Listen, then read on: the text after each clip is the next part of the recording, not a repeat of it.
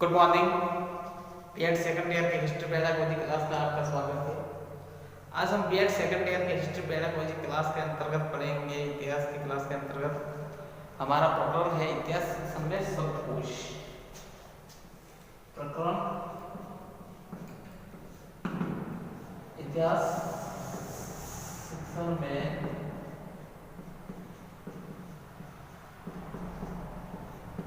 शब्दकोश।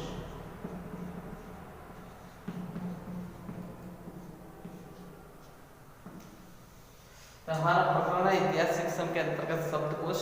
तो इतिहास के अंतर्गत शब्दकोश है वो किस प्रकार से विद्यार्थियों के शिक्षण अधिगम के लिए किस प्रकार से सहायक होते हैं उसके बारे में इस प्रकरण के माध्यम से विशिष्ट जानकारी है वो प्राप्त करेंगे।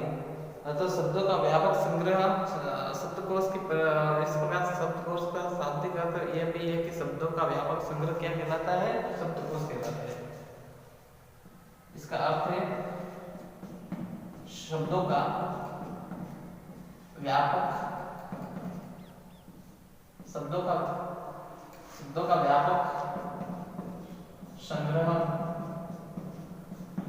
शब्दकोश कहलाता है।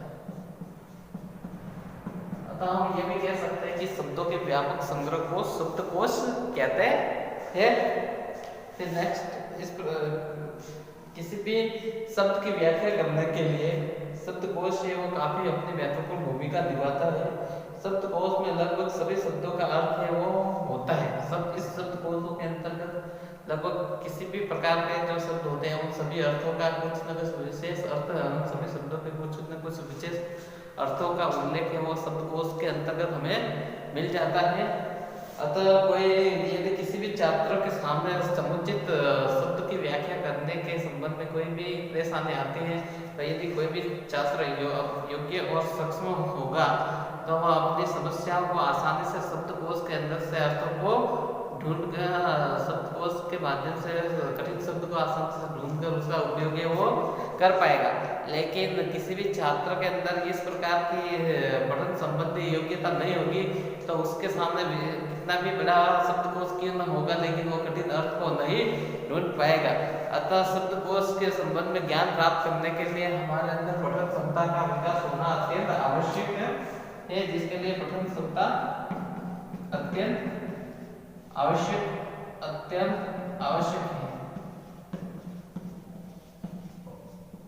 होती है। पठन क्षमता अत्यंत आवश्यक होती है जिसकी वजह से शब्दकोश का निर्माण है वो किया जा सकता है।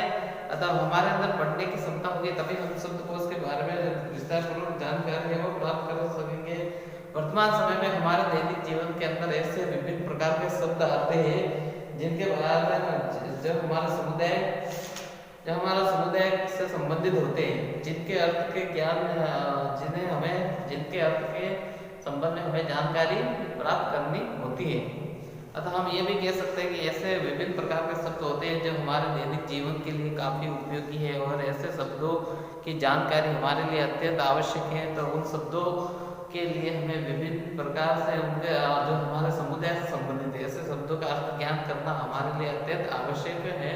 अतः समाज उपयोगी शब्दों का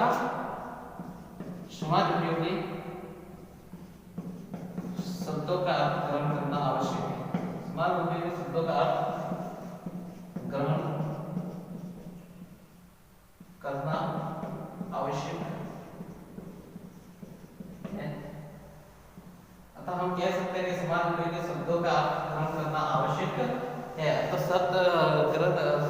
शब्द को इसकी तभी आवश्यकता पड़ती है जब हम इस भी शब्द के अर्थ की ग्रहण करना चाहते हैं। तो ऐसे इस अर्थ में हम शब्दकोश से प्राप्त करने के लिए हमें अंदर पढ़ने की क्षमता अत्यंत होनी चाहिए, जिसके इस प्रकार से संदर्भ में कौशल के यंत्र के रूप में शब्दकोश के संदर्भ में पठन का व्यापक रूप होता है। अतः शब्दों के अर्थ को जानने के लिए पठन कौशल का जो रूप होता है वो काफी महत्वपूर्ण होता है। यदि पठन कौशल के रूप के द्वारा ही विभिन्न प्रकार के शब्दकोश के बारे में जानकारी है वो प्राप्त की जा सकती है। यदि व्यक्ति के अंदर पढ़ने की क्षमता का विकास नहीं होगा तो वो उसके सामने जो ये शब्दकोश है ये ये विभिन्न प्रकार से उपयोगी है वो नहीं साबित होगा यदि व्यक्ति पढ़ना नहीं जानता है तो शब्दकोश का उसके सामने किसी भी प्रकार का कोई उपयोग नहीं होगा। यदि व्यक्ति के अंदर पढ़ने की क्षमता का विकास अत्यधिक मात्रा में होगा तो वो विभिन्न प्रकार के शब्दों से के बारे में जानकारी वो प्राप्त कर सकेगा और कठिन से कठिन शब्द संबंधी समस्या उनका भी वो विकार है वो दूर कर पाएगा। अतः एक शिक्षक के लिए यह आवश्यक है कि वह अपने छात्रों की इस बात का ज्ञान कराए कि शब्दकोश का उपयोग करने में अपने पठन कौशल का उपयोग किस प्रकार से किया जाए जिससे वह छात्र अपने शब्दकोश का उपयोग है वो कर सके। अतः एक शिक्षक का महत्वपूर्ण उत्तरदायित्व यह होता है कि वह अपने छात्रों को इस बात का ध्यान करवाए कि वह किस प्रकार से जो उनके सामने शब्दकोश दिया है उनका उपयोग है वो अपने दैनिक जीवन में किस प्रकार से करे ताकि वह अपने पढ़ने की क्षमता का विकास कर सके। यदि पढ़ने की क्षमता का वह विकास करेगा तो आसानी से उसके छात्रों के सामने आने वाली विभिन्न प्रकार के शब्द संबंधी कठिनाई है वो आसानी से दूर होगी।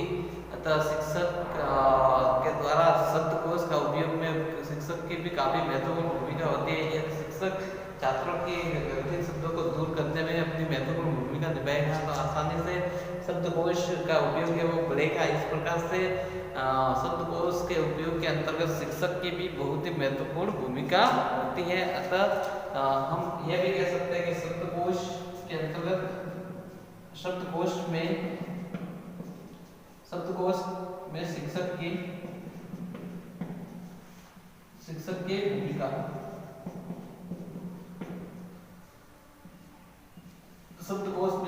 भूमिका शब्दकोश के अंतर्गत शिक्षक की महत्वपूर्ण भूमिका बन पाएगी। अतः शिक्षक छात्रों के प्रति शब्दकोश के संबंध में विशेष जानकारी देगा तो छात्र वो अपने आप शब्दकोश के माध्यम से जानकारी वो प्राप्त कर सकेंगे और कठिन से कठिन शब्दों का विवरण प्रस्तुत कर सकेंगे। अतः इस प्रकार से इतिहास शिक्षण के अंतर्गत भी विशेष रूप से शब्दकोश का विशेष महत्वपूर्ण